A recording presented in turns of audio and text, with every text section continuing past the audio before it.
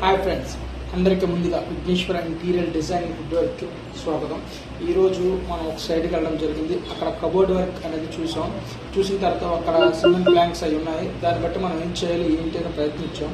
అక్కడ ఓనర్ గారికి కూడా మనం ఫొటోస్ చూపించడం జరిగింది.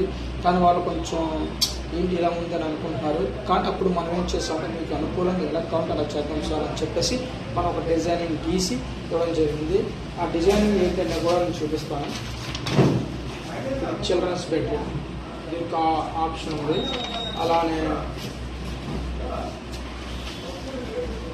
ఈ మాస్టర్ బెడ్రూమ్